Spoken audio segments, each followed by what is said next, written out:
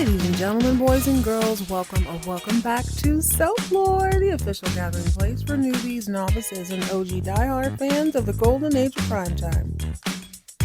I'm your host, Jed, viewing and reviewing the silliest, sexiest primetime storylines of 1982.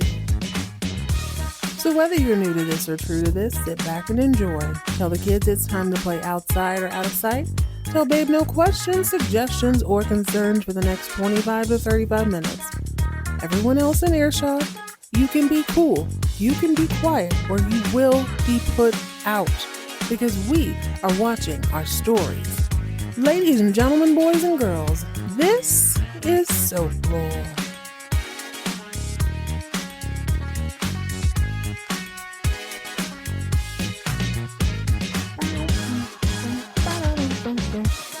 Hello, gorgeous. Welcome back to another fun-filled edition of Soap-Lore. Friend, soap fiends, newbies alike, I hope you are having a stellar day. Not just good, over the top, wonderful. Anyway, I was ripping and running all morning long. I'm back home, got my silk robe on, ready to kick back, relax, and just chill. I like keeping a steady pace, but I've always been a homebody. I love being at home. Even as a little kid, it was my happy place. I enjoy this. Don't get me wrong, I like to go out and have a good time from time to time. I remember in my 20s, at some point, I decided that I was doing this whole young, single, fun, flirty thing completely wrong. Did not feel like I was living up to my single potential. So I said to myself, what's the use of being young and vibrant and having a big girl job with a real check and insurance if I couldn't go out and be irresponsible and party like a co-ed from time to time? Heavy on the insurance, lest I twist an ankle or something from dancing on a table. I would never, literally would never. But I felt like I was doing it all wrong. So I convinced my friends that we needed to seize the day, not just the day, we needed to seize the decade. You're only going to be in your 20s once. We need to live it up. We need to have a good time. Let's run it up. Let's go out every night for 1 week, 7 days in a row. Bam, bam, bam, bam, bam. My friends agreed. They're like, yeah, you're right. Let's do this. So we decided that we were going to go ahead and do this. We started out strong, and we started on a Tuesday because it seemed like the most not go outable day of the week. It would have been too easy to start on a Monday. Plus, that felt a little corny. We didn't want it to sort of correlate with the work week. Tuesday seemed like a safe bet because it wasn't the middle of the week, and obviously the weekend you were going to go out anyway. On Tuesday, we go out to a country bar. We line dance, have a good old time, clink bottles of Coors Light, have a good time. On Wednesday, we found a Tejano bar. Exemplary time. We cumbia'd, we pop locked and did all sorts of things because they were playing hip hop and Tejano. It was a wonderful, wonderful time. Thursday was Thirsty Thursday at the amateur ballpark. Fine time all around. We met some people. We did a little tailgating. Wonderful time. So Friday rolls around and we decide that out, quote unquote, doesn't necessarily mean outside. So we decided to have a good old-fashioned kickback in my apartment. Cheap food, couple people we met throughout the week, cheap booze, just a really good time, playing board games, just laughing, having a wonderful time in the house, good old-fashioned kickback. So when Saturday rolled around, we decided that was going to be more of a half-day event. We went shopping. We went and got our nails done. It was still somewhat reasonable at the time. We bought a few snacks. We got ready together, did a little pre-gaming, decided who the designated drivers were for the evening. We always had to, because safety first. And then we went out on the town and partied like rock stars at the club. That night was a blast. It was everything you'd want in your 20s. So much fun. Baby, we had a time. Now, as is tradition in the sacred rites of Texas nightlife, once a club door swings shut and your body's gone from bass thumping, sweat slick celebration mode to a slow motion sway of exhaustion, you're faced with two choices. Do you go sit up in someone's apartment and chug one last drink? Do you keep the night going?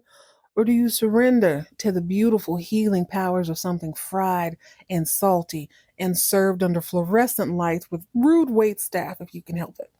That night we chose the latter. That night we chose Whataburger. So Whataburger at 2:30 a.m. is sort of hit or miss.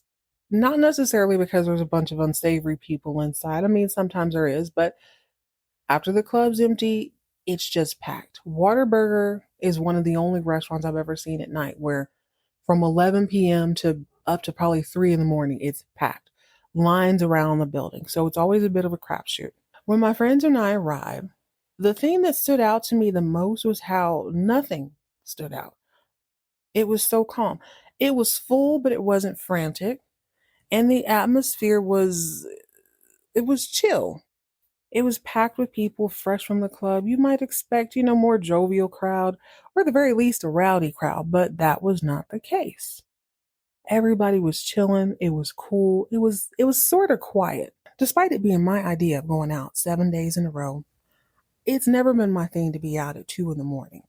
2 in the morning to me means I need to keep my head on a swivel, even if I'm in the car by myself. I don't do it anymore, but just never been keen of being out super, super late like that. But there was something about the lobby of Whataburger that just made me feel, I felt fine. I felt safe. I sort of let my guard down, let my mind drift. My head was not on a swivel. I was waiting in line, probably about the third person back, when suddenly this voice comes booming from the back of the kitchen. I hate effing fries. What? This dude is screaming at the top of his lungs. I hate these mother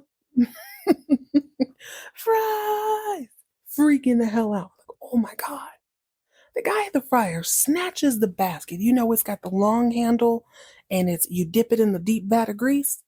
He picks it up and he flings it just kind of over his head across the counter. He throws it towards the front where the counter is. His coworkers are there. Everybody's kind of ducking and dodging out of the way. Throws it towards the hungry, half-drunk crowd. Piping hot grease and fry droplets splashing all over the place.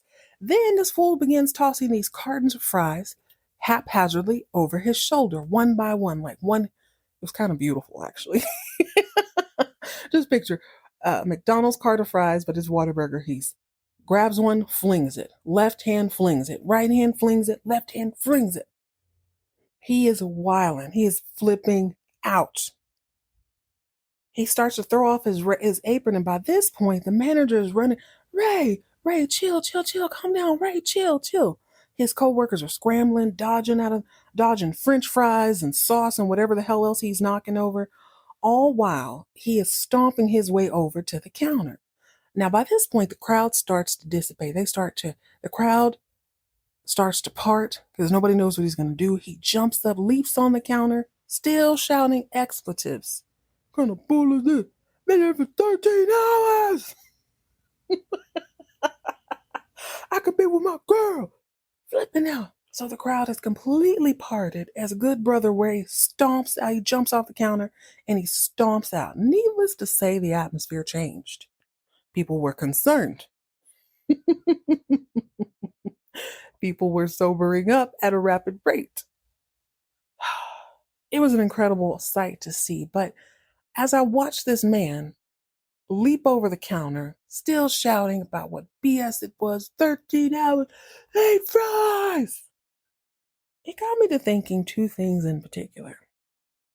Number one, how long had our good brother French Fry been staring into that golden brown bubbly vat of grease? Watching frozen fries turn to golden fries. Frozen fries turn to golden fries. Frozen, golden, scoop, stack, repeat. Frozen, golden, scoop, stack, repeat. Was it hour 4 that did him in? Was it hour 8 where he started to allow the invasive thoughts he'd been thinking turn into fantasies? By hour 9, did it start to feel like the walls were closing in on him? By hour 12, he was 2 frozen 10-pound bags of Idaho's finest potatoes away from one of the most epic meltdowns anyone who's ever donned a bright orange Whataburger visor and black slippers in his shoes has ever had. By hour 13, It was inevitable. Now, we may never know exactly why or which French fry broke the cashier's back, but I know for sure that it was many, many, many years before Ray, the French fry guy, could smell oil without his eyes twitching. I just know that for a fact. I don't have proof, but I know it. The second thing that was on my mind was how in the hell did he manage to move so fast on a slick floor saturated in French fry grease? Ray showed out. Ray made a complete and total mess. He stomped on grease, a slick floor, slick French fries, frozen fries, and whatever else sauce he knocked down. And I mean, he was stomping with purpose. He ran over all that greasy, slick food, hopped up on the counter, still talking crazy, jumped down on the other side, and he stomped with purpose out the door. All I could think was, well, a couple things. Dang, I bet my order's going to be late. And then I thought, well, what kind of rubber is in those shoes? He didn't slip or slide at all. Was this the early phases of a nervous breakdown for good brother Ray? Or was it the greatest slip-resistant Skechers advertisement on planet Earth? This episode of Knott's Landing was a lot like the French fry fiasco of the 2010s, not only because there was a pretty iconic scene in a diner, but because it explores a calm before the storm. Only, we all know there's no such thing as a calm before the storm. You see, storms just don't appear out of nowhere. There's a buildup. There's always something simmering just below the surface. What happens when you realize you're riding the razor's edge for far too long? Do you hold your breath and hope that by suffocating yourself you can hold on just a little bit longer? Or do you leap off the deep end and let the chips fall where they may? How long can you be held emotionally hostage before your emotional emancipation? So, queens, go ahead and pour yourself up something bubbly and bright as we jump into Season 3, Episode 20 of Knott's Landing, Acts of Love.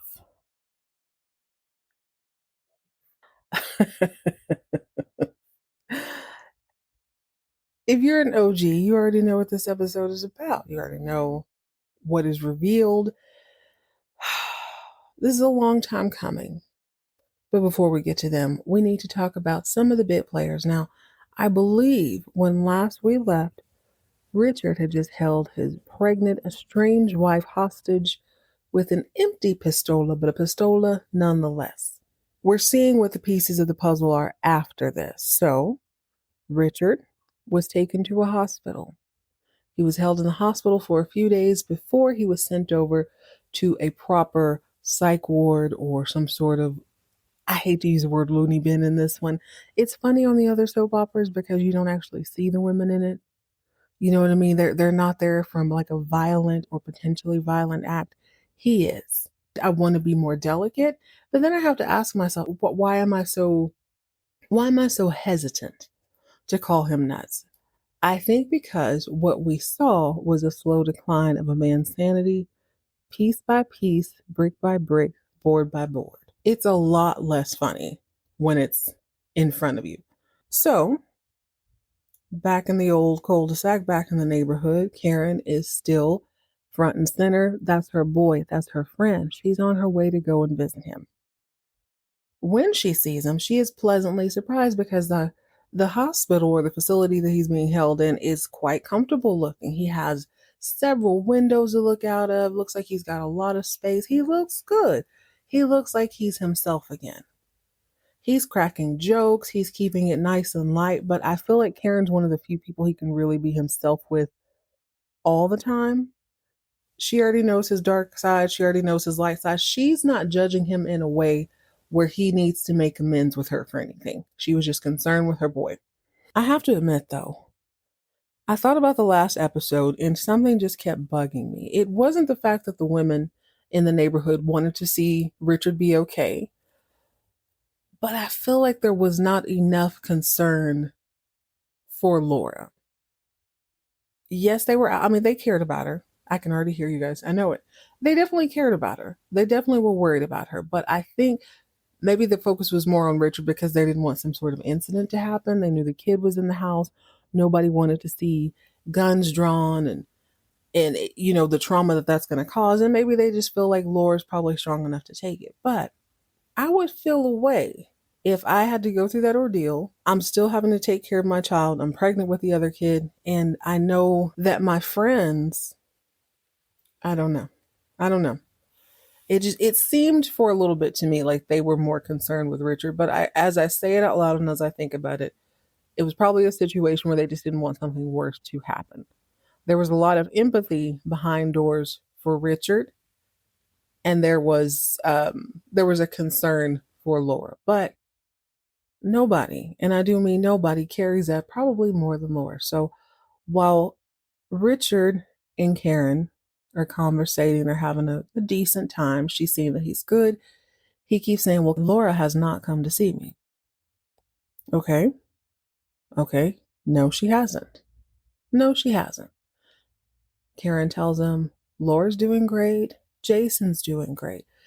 It seems like he just wants to see her. He wants to talk. He wants to maybe let her see that he's okay. So Laura, on the other hand, is doing well. She's doing as well as she can. She still has a child to raise. She still has a child in utero. Can't really be bothered with Richard in his current state. So one night, Laura is chilling over at Kenny and Ginger's. Oh my God. You ever have a friend who gets either like super religious all of a sudden, or maybe they're on a health kick? All they can do is tell you, well, you shouldn't be eating that. That has GMOs, has blah, blah, blah, blah. You really should take this into consideration, blah, blah, blah. That's all fine, well, and good. It all comes from a good place. But imagine some kitchen Carla with a garden that's 14 days old telling like a master gardener like Martha Stewart, hey, yo, Martha, you don't want to use pesticides. You just, that's not the old fashioned way. You got to get in there with your elbows. Go crack some eggshells or something and put it in the soil. That's how you got to do it, Martha.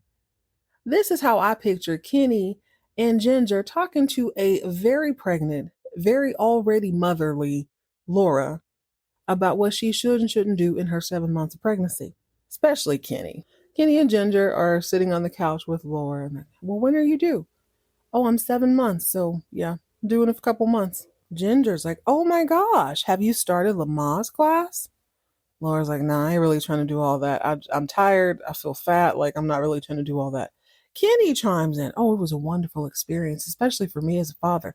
When I watched my wife, who I repeatedly cheated on with the Care Bear, I can't even remember her name, when I watched her squeeze out my child with two names in a recliner with no bottom, I really felt like a man. I felt so at peace.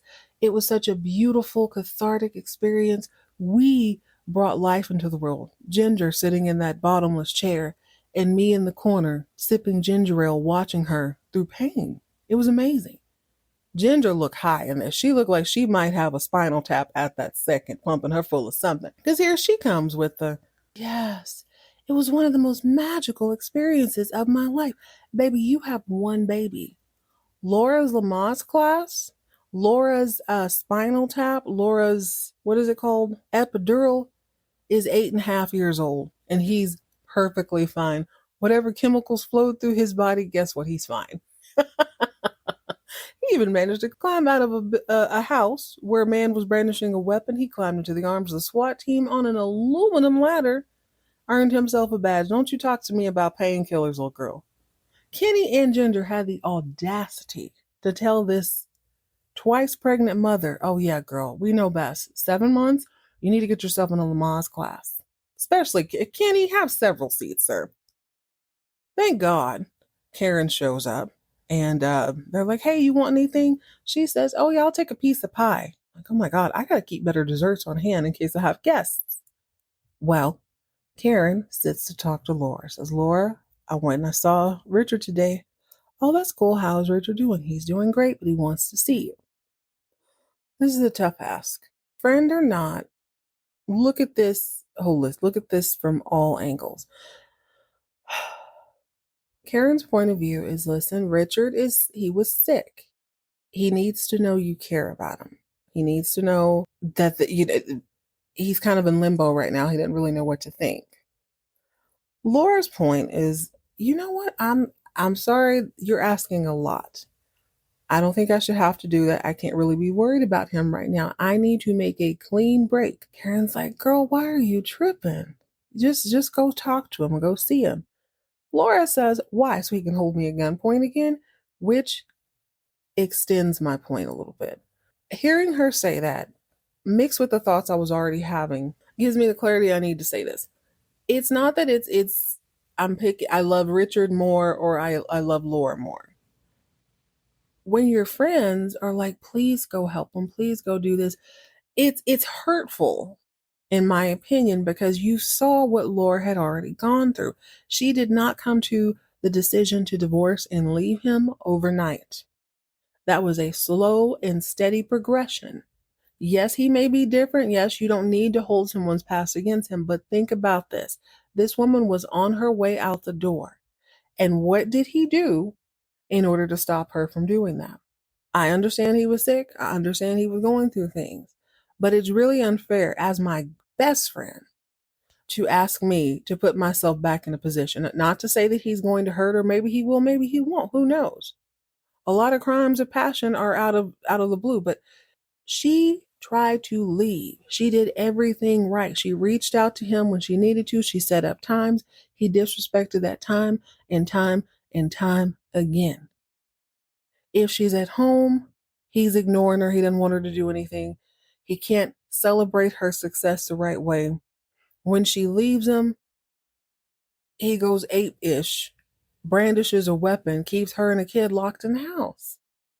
Even if the cops had never shown up, she would have been locked in that house all night. And as far as I'm concerned, you can love Richard, but it's time to love him from a distance. That's not fair to ask her to do that. But I mean, she feels the need to go see him for whatever reason. Maybe it's for closure. Maybe it's just to put eyes on him. Two things can be true at once. You can love someone and want the very best for them, but also know if I reach out to save you, you're going to drown me too. You're going to take me under with you. So when she gets to the hospital, he's cracking all the dad jokes. She seemed to be pretty relieved that it's a nice institution. It does not feel sterile. There's life there. People are busy. They're living a pretty good day. It's like a spa. I hate to use that word, but it does feel more spa-ish than hospital-ish. It's not bad. I mean, it's not where he wants to be, but hey, like there are worse places. They have sort of a light banter. How's Jason? Jason's fine. What's the food like? Oh, it's kind of bland. It's kind of plain. I love the way I don't remember the actor's name, but Richard is it's so good. You can tell he is how's he coming off? He seems tired. Like he might be a little bit medicated, but not in a loopy way. He seems exhausted, but really, really calm. And you can tell he's trying to be pleasant. So he's cracking all the necessary jokes, but there's just something a little bit off. He's not quite himself, and he may never be the same person again. I know I just said there's no need to mince words, or I can say one thing and mean it, and another thing can also be true. Laura should not be put in a position where she needs to still keep an eye on him. She doesn't need to be tethered to him because he may or may not have another episode. That is a terrible way to live. That is riding an impossible edge.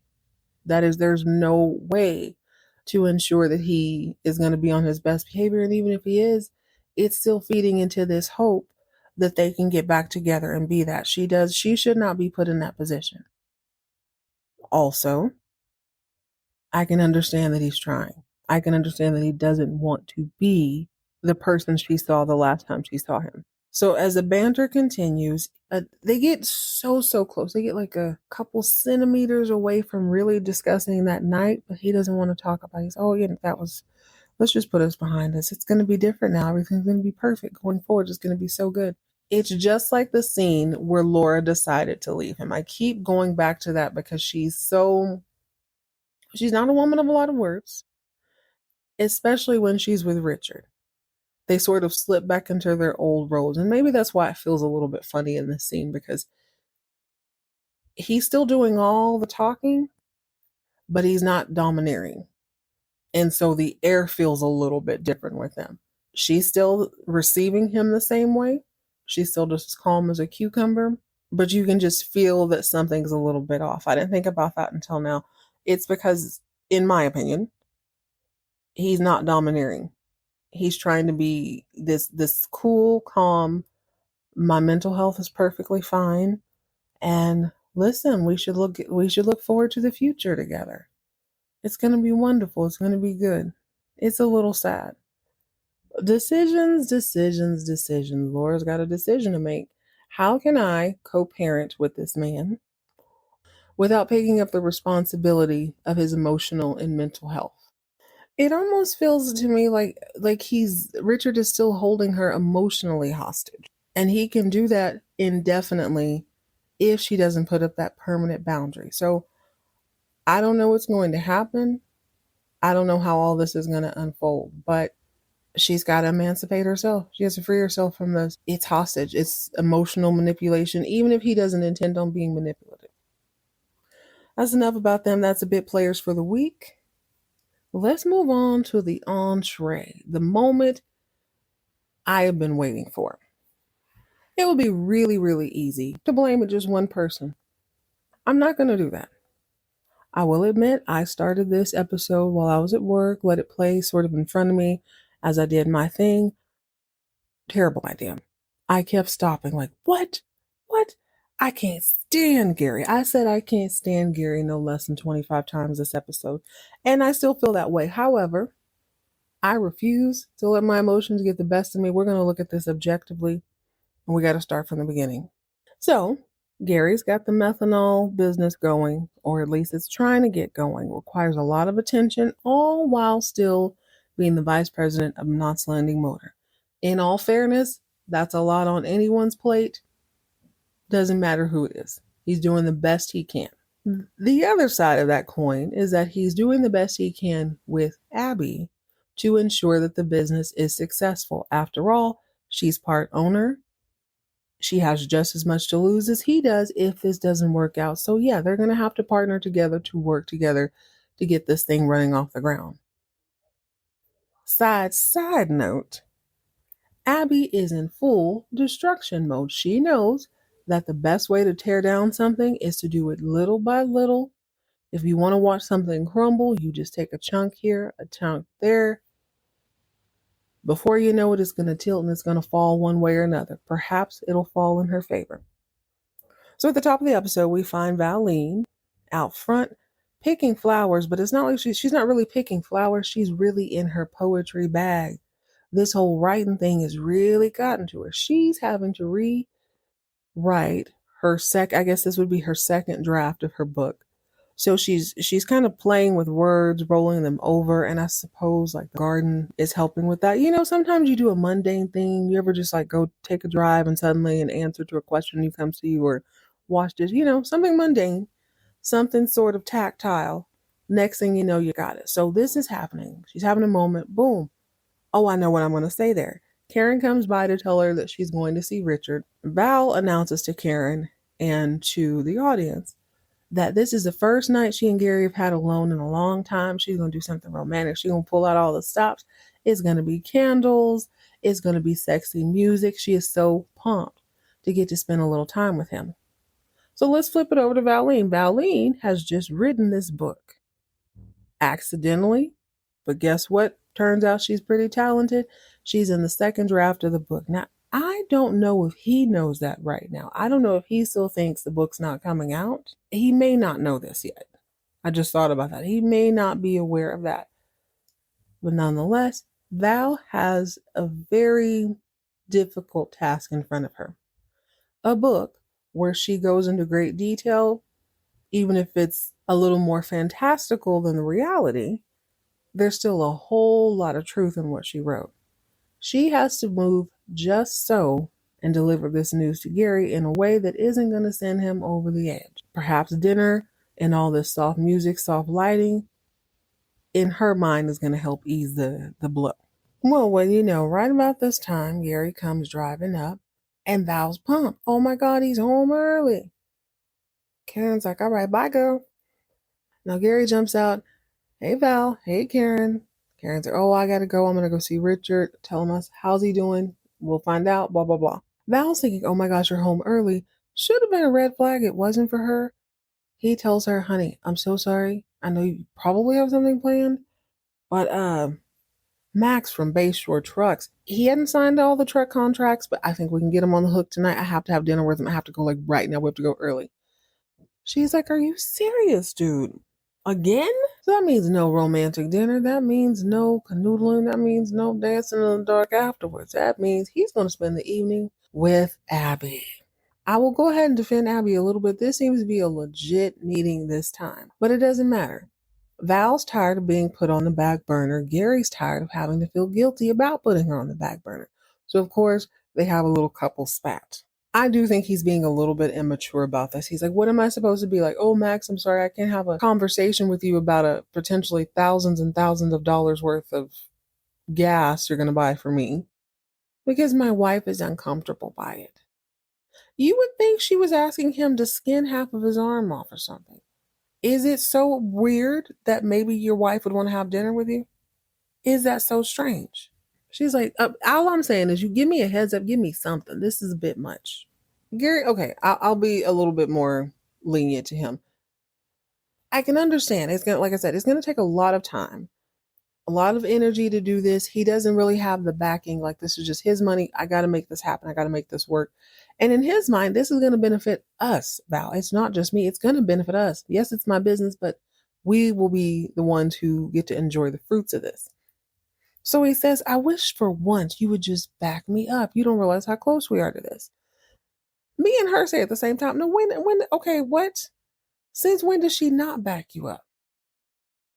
Gary here's the thing too. There's a new little swing in his hips or something. He doesn't seem to be that bothered, quite frankly. He's going to this dinner, period, point blank. So, mind you, Val's been out in the yard. Karen came by to say hello. Gary just got home from work early. He came home way earlier than he usually does. They have this little, communication spat, whatever you want to call it. They have it out in the yard. He goes in the house. Right after he tells her, you need to support me, blah, blah, blah. He goes up in the house. She's still standing outside. Next thing you know, baby girl comes across the street, Olivia. Olivia's like, hey, girl, I'm here. Brian's over at Kevin's, but I'm ready. And Val's like, but ready for what? I'm ready for you to babysit me. Didn't Gary tell you? So that means that Gary and Abby had a full-on conversation and made plans. Yes, they're going to dinner. Yes, they need to schmooze this guy. But you made plans and you told somebody else I would watch their kid. I'm not feeling that under any circumstances. You could have called me from Knott's Landing Motors. He didn't. So Val goes upstairs. She's like, okay, Olivia, sit down here, play, color, whatever you need to do. They get into another small little spat upstairs. She's like, listen, I'm going to keep it cute.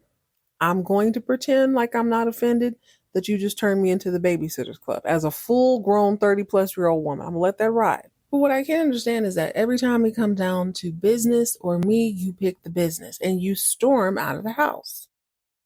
Gary says, well, don't make me choose. You were making it about you versus the business. I'm simply just doing business. He then challenges her. Okay, cool. Maybe I storm out, but maybe you're really pissed because I'm doing the business with Abby. That's what it is. You don't want me giving Abby this attention. This is the perfect storm, actually. At the top of the episode, I said there's no such thing as a calm before the storm. It's not calm, it's just not surface level. There's so much pressure building up underneath this, you just can't see it yet. So boom. Gary is putting his foot down. All I'm doing is business. I'm not going to make your insecurities my business. She's like, okay, all you do is business. And I'm not going to ignore the insecurities I feel because it's, at this point, 80% of your time is somewhere else. Gary really ain't trying to hear that. He walks over to the closet, pulls out 2 outfits and like, okay, well, which one? Like, you really going to blow me out? I wish she would have been like, you know what, Gary, you're looking a little chubby.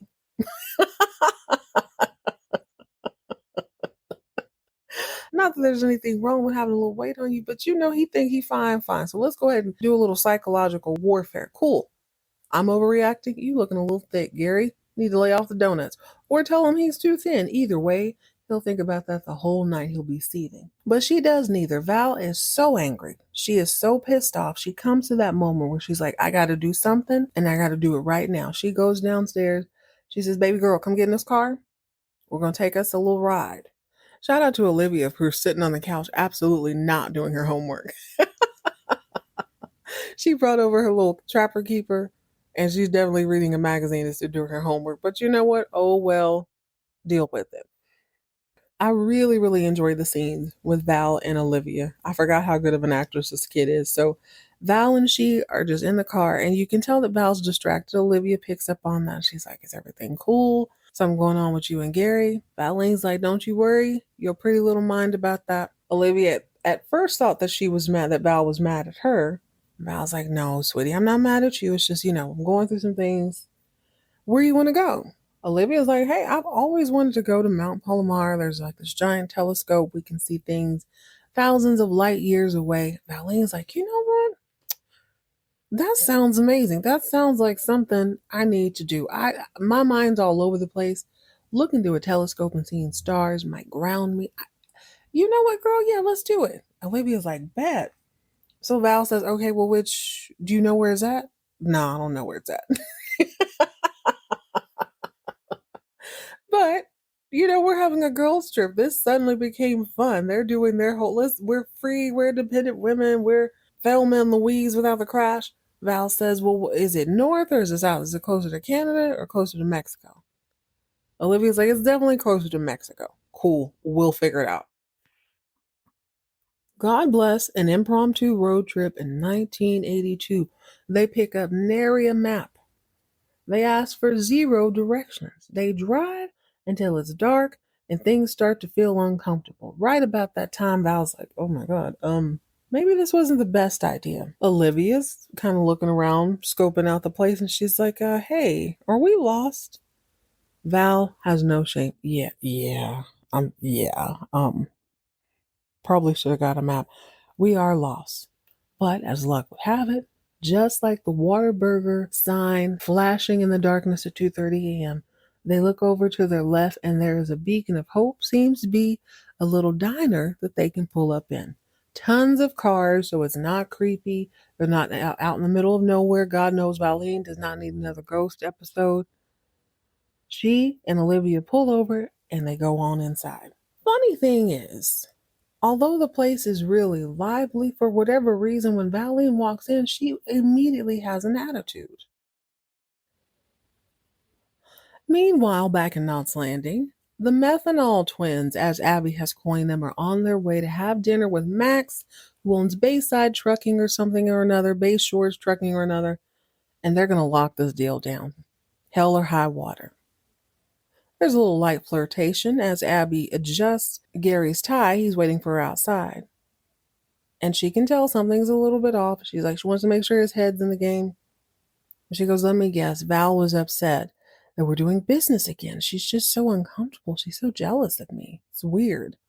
Couldn't be that y'all had decided that she's going to watch the kid while y'all go do whatever you need to do. But that's neither here nor there, because when they get to the restaurant, when I tell you I can't stand Gary, I can't stand Gary.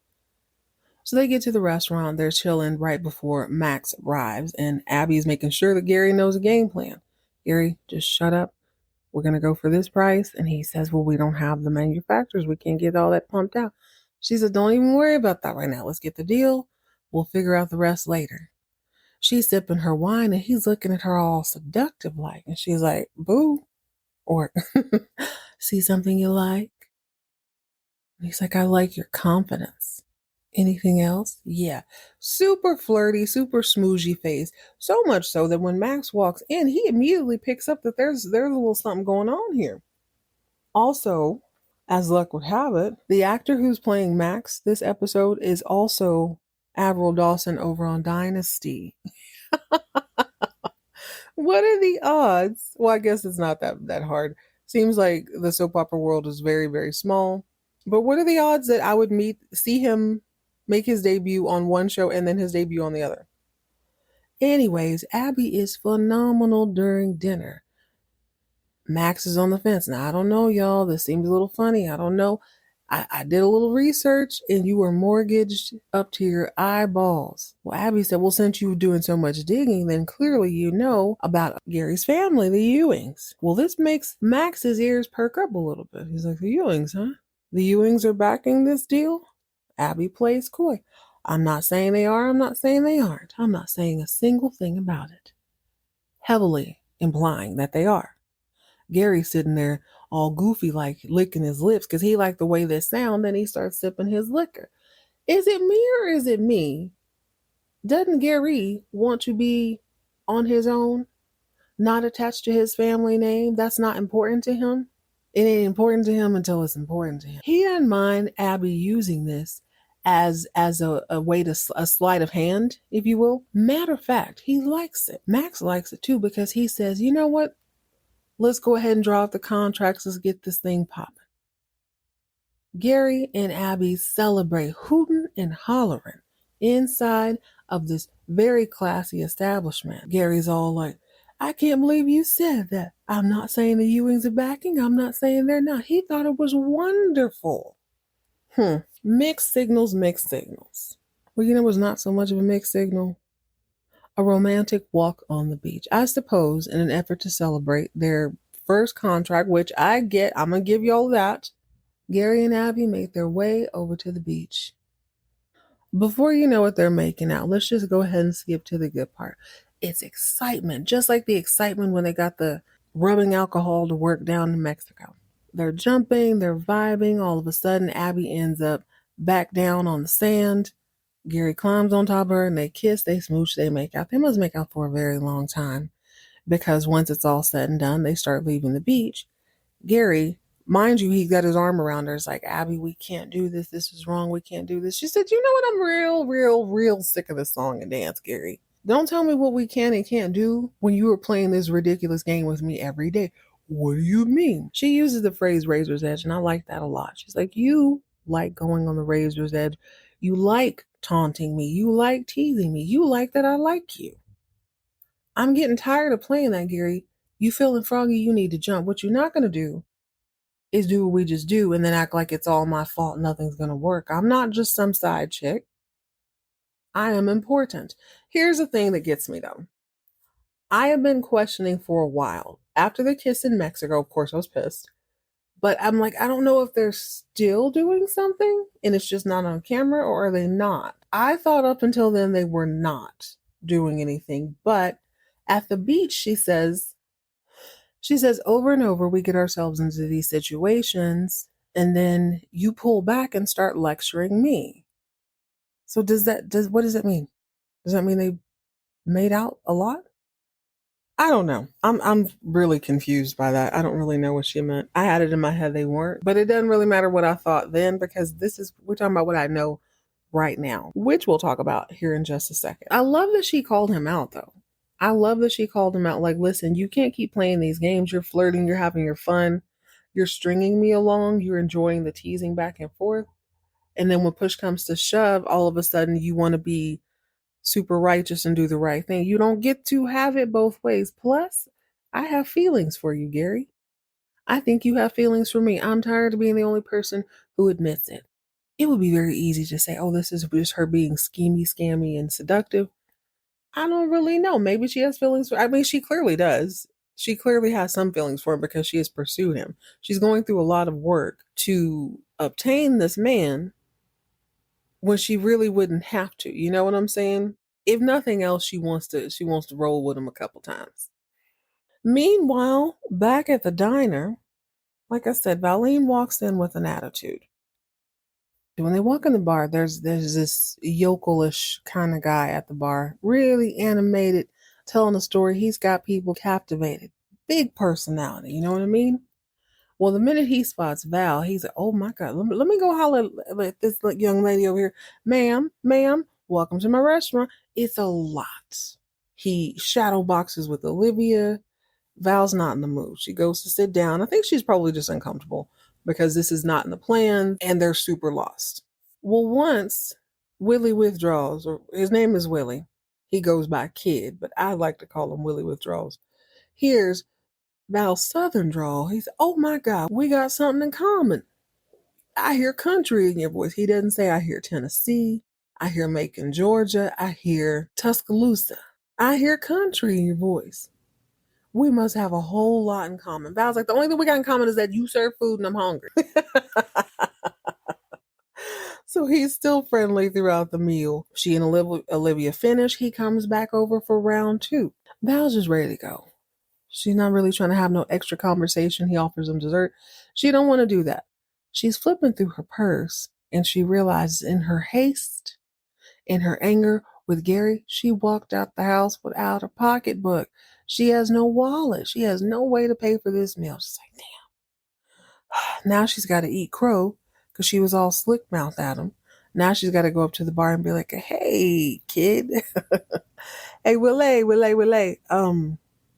Funny story. I left the house in a huff and I forgot to grab my pocketbook.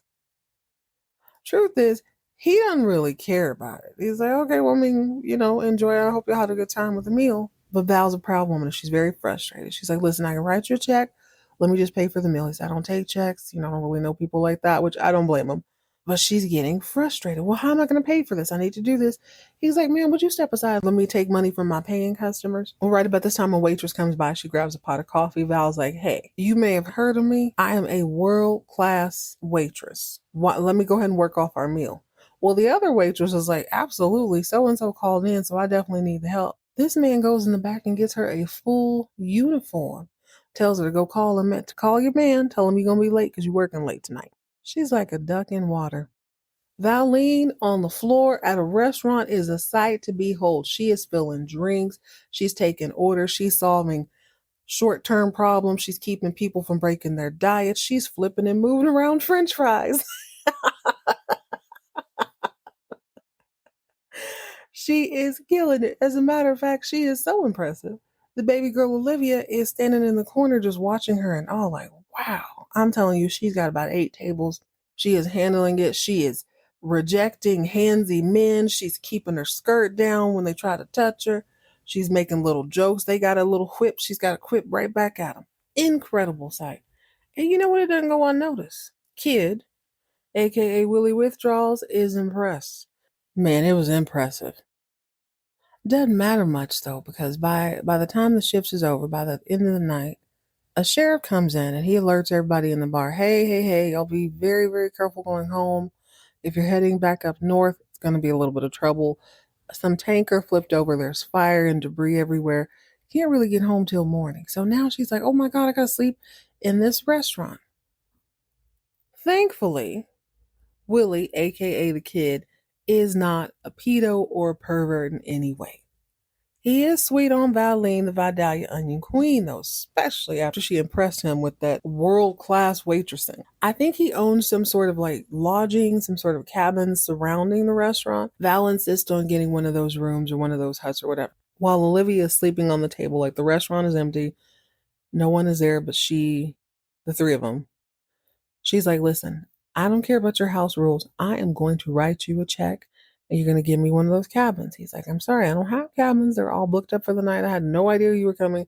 Also, I had no idea there was going to be some hazardous vehicle spill. It's like, I don't know what to tell you. So he is a little bit feely, and she's super pissed at this point. So she's like, I'm so sick of this happy-go-lucky, yuck. You are a giant child, and I'm sick of this, and I'm sick of your giant playpen. And just because you're this overgrown schoolboy, you ain't da-da-da. She really lets him have it. She flips out. She has that I hate freaking fries moment. Sick of you being a schoolboy, sick of this big giant playpen.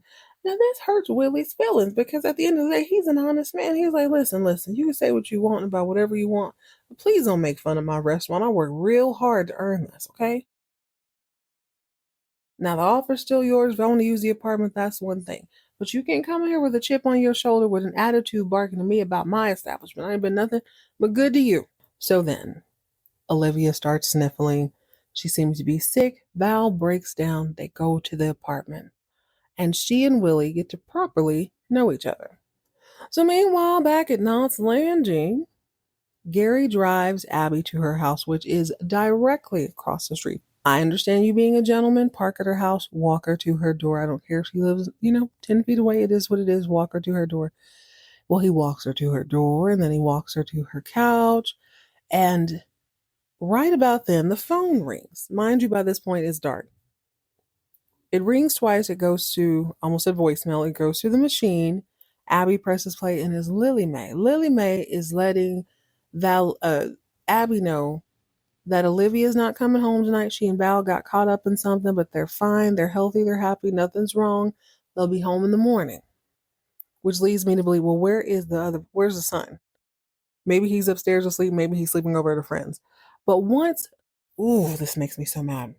Once Gary and Abby hear Lily Mae confirm that Val will not be home that night, they immediately embrace each other, go upstairs, and sleep together on a cheap pair of silk sheets. Slipping in. Oh, okay. I gotta stop. Yeah, just like that. Didn't even occur to Gary that, wait a minute, my mother in law's still home, so if I'm super late or I don't come in, she might notice. He doesn't give a damn. He don't care at all. Meanwhile, back at the restaurant, Val and I forgot to mention, the kid is handsome. Kid's quite handsome and kind. A little bit goofy, but it turns out he used to be like this golden fist boxer. He knew his career wasn't going to be very long. So he opened a restaurant. He's very, very proud of it. He's like, a man, not a man. You have to have something that's your own. This restaurant is a legacy that's going to last 30 years. I had maybe 10 years to box. I'm going to have the rest of my life to build this legacy. And it's at that moment that Val's like, dang, I feel you. I feel you. I understand. By the way, Willie, my name is Vidalia Valene, the East Tennessee Onion Queen. I go by Val for short. She said all that, but she did have to introduce herself. William Lee McCoy is pleased to make her acquaintance. He wants her. She doesn't seem to want him, but he's respectable enough. He's trying to flex around his little wife beater or whatever. But he's listening to her and he can tell right away that it's man trouble. So as they're talking in front of the fire, she does tell him that, hey, I just wrote a book. First time my novel will be coming out. He's impressed. He makes a joke about putting him in one of her books. And she says, well, I can't do that because I only write about what I know. He was like, hey, you want to get to know me? He tries to kiss her, but not in a creepy way. And she's like, you know what, I can. I'm very married, but I appreciate you, William McCoy, a.k.a. the kid, a.k.a. Willie Withdraws. He respects her. Next day, as she and Olivia get to the car, out comes Willie Withdraws with a little envelope. He's put some money in that to give to her. He's like, well, here's your payment for your shift. Thank you so much. And she's, oh, I can't take this. Well, he's like, well, honey, you're strong. And I love that you're a good country woman. So I have no doubt that you know how to get back home. But what you can't do is push this car all the way down. You're going to need some gas money. Thank God for Willie, because I didn't even think about that. Like, duh, she can't use Apple Pay or anything. She's going to have to pay cash somewhere. They just sort of give each other a handshake at first and then a warm embrace. But she's really grateful to him because she can understand. She sees Gary. For the first time, she understands that him pouring so much into the business is not about him being, trying to sleep with Abby. Again, two things can be true at once. But she understands now what it means to have a business, to have something of your own, to make sure that it's successful. It could be your joy. It could be your pride and joy. And she's like, dang, I have been so disrespectful to him. I have not let him grow. I've been on his back about spending time with me when he's just trying to have something for himself. She fully gets it, fully prepared to drive back to Knott's Landing and make amends. Meanwhile, this fool is rolling around on cheap satin sheets with Abby. So let's flash back a little bit. He stays the night, y'all. He doesn't even get up and go home. He can't even be bothered to pull up his baby blue shorts and walk the 50 or so yards across the street to his house. Even closer than that, probably 20. But it's 3, 4 in the morning. Lily Mae can't sleep because the house is too quiet. It's like, dang, where's everybody? She's walking around drinking a glass of milk. Luckily, She's the neighborhood looky-loo. She looks across the street and she sees Gary's car parked outside of Abby's house and all the lights are turned off. She knows good and well ain't no damn business meeting. Trifling. Trifling. So the next day, Val gets home and she's none the wiser that Gary hadn't been there all night. She's calling throughout the house, Mama, Gary, Gary, Mama. Gary comes down the stairs. And what pisses me off is he don't even look like there's not really any remorse. There is like a moment's hesitation where he can't tell if she knows that he's been out. It was just a kind of a brief thing. But before he can say too much, she goes in. Gary, I'm so sorry I haven't been more supportive. I understand now, and I understand that we can work out our problems and our differences. Gary, I love you, honey. I love you.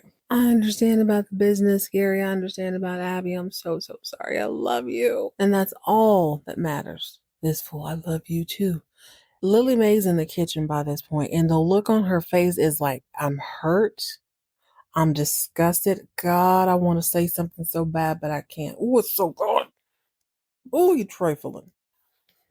Mm, mm, mm. Mm, mm, mm. It was bound to happen. I knew the moment Abby said if she, the moment she decided she wanted him, it was a matter of time. It was a matter of time. He went from not being able to, not even her, she wasn't even on his radar, it didn't seem like. And for the longest, I'm like, he's not really reciprocating any of this, but he just likes it. He like, you know what it is? Him and Steven on Dynasty kind of remind me of each other in a way because I think they are whatever the noun is for someone who has wanderlust. You just like to kind of move from space to space, even if it's not physically. You like to move from thing to thing. They like excitement. Now, Steven, I ain't seen that in a long time, but when he was chasing after Sammy Joe and then he's hooking up with hookers, all these things, and you're chasing something. Gary too, with the God, he seems to have a way with women who have things for cowboys. It was like if I can be a hero in any way, he can't help himself. Abby doesn't have to see him as a man who's, at any minute could relapse or something. She treats him like the boss. If he says something goes, okay, you're the boss. Doesn't argue with him that way. She steps in to make him look good. She's building his business. I mean, that versus someone who knows all of your deep, dark, dirty secrets and is like, why are you not keeping your promises? I mean, I get it. I'm not justifying it, but I get it. So interesting though. We're gonna see if I can't wait to see what's gonna happen. As a matter of fact, I'm gonna watch that next. I cannot wait to see what goes down. We're closing in to the end of the season, so I don't know. I can't really remember on the at the end of the other Knott's Landing. Was that the car accident? At the end of season 2, I guess it was. I'm sure they won't disappoint. They have yet to disappoint me, but decisions have to be made. How long do you keep up the charade? Seems like Gary and Abby decided we're going to just leap off the edge and let the chips fall where they may. I hope Laura continues to stand her ground. She does not allow Richard to hold her hostage emotionally. I hope he gets better and eventually lets this go. I really don't think they need to get back together. I really don't. And good old Valene, the Vidalia Onion Queen. Girl, I need to figure out this whole book situation. Does he or does he not know about her book yet? Either way, she's going to have to make a decision. She's going to have to woman up and be like, hey, I delivered this book. I'm going to keep enjoying it. Just like you're cultivating a business, I'm cultivating a brand, and that's going to be that. Val needs to have her real, I hate these effing fries moment.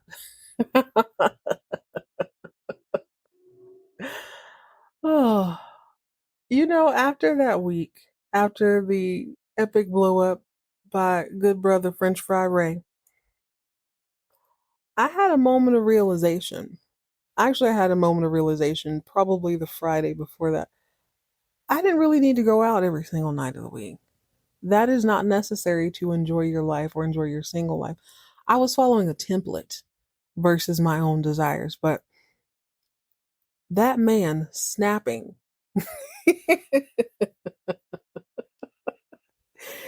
and flipping out and leaving, he couldn't fry another French fry. It's a great way to look at your life sometimes. You gotta figure out how to leave the kitchen before you slinging hot grease and french fries all over the place.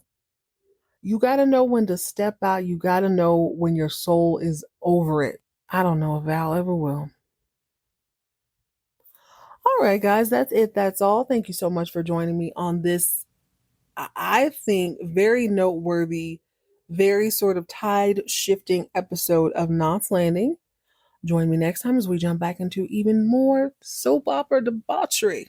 Remember, you can reach me in the show notes. If you're listening on a mobile device, just look for the link in the show notes that says send us a text. If you'd rather ride a leather, feed me some tidbits, I'm game. You can reach me at soaplorepodcast@gmail.com. That's soaplorepodcast@gmail.com.